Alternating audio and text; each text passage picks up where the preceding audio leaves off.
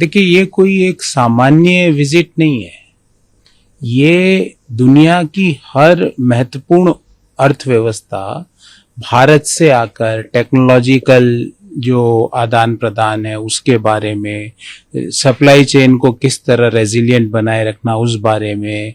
जो भारत दुनिया का सबसे बड़ा इंटेलेक्चुअल कैपिटल भी बनकर उभर रहा है उसके बारे में, एआई का भविष्य के बारे में। तो आज दुनिया की बड़ी से बड़ी डेवलप्ड इकोनॉमी भारत आती है, भारत के साथ उसके एग्रीमेंट्स होते हैं। हमने पिछले 12 साल में दुनिया की हर बड़ी अर्थव्यवस्था के साथ ट्रेड एग्रीमेंट्स किए, डिफेंस इक्विपमेंट डोमेस्टिक मैन्युफैक्चरिंग को हमने बढ़ावा दिया। आज जो यूपीआई और जो डिजिटल जो गवर्नेंस के मॉडल्स हैं, दुनिया के डेवलप्ड देश भारत की मिसाल देते हैं और भारत से सीख के जाते हैं। तो मैं ये जापानीज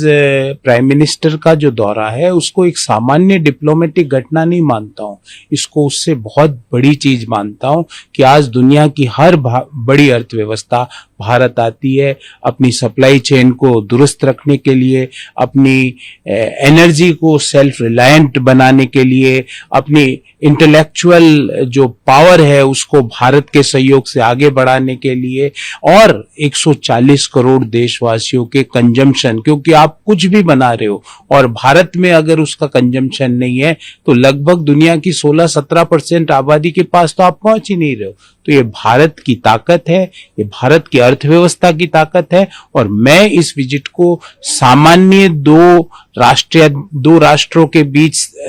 विजिट नहीं मानता हूं, ये भारत की ताकत को दर्शाता है। डेवलप्ड इकोनॉमीज और मेजर इकोनॉमीज भारत आते हैं, टेक्नोलॉजी के क्षेत्र में, डिफेंस मैन्युफैक्चरिंग के क्षेत्र में 140 करोड़ लोगों के कंजम्पशन जो उन इकोनॉमीज को मिलता है उसके लिए, और दुनिया को इंटेलेक्चुअल जो बेस देने की जो भारत की ताकत है उसके संबंध में एक बहुत महत्वपूर्ण बैठक मानता हूं, बहुत महत्वपूर्ण यात्रा मानता हूं।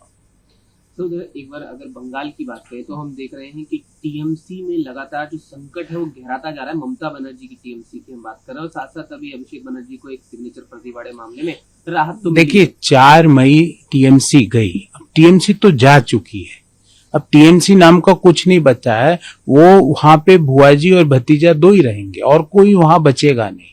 क्योंकि जिस तरह का वातावरण वहां था, अराजकता का, तानाशाही का, और भाषा आप देखिए टीएमसी के लोगों की,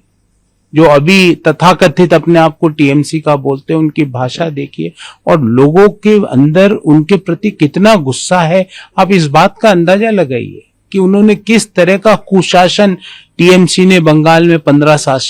वर्षों तक किया है। तो जो लोकसभा हो या राज्यसभा, मुझे लगता है कि टीएमसी का सुपड़ा साफ हो जाएगा, क्योंकि टीएमसी की ना तो कोई नीति थी, उन्होंने सिर्फ एक ही नीति थी, मां, माटी और मानुष, तीनों के साथ टीएमसी ने लगातार धोखा किया है। तो जो टीएमसी मां, माटी और मानुष के साथ 15 साल तक धोखा करके आई हो, उसको बंगाल के लोग अब बख्शेंगे नहीं।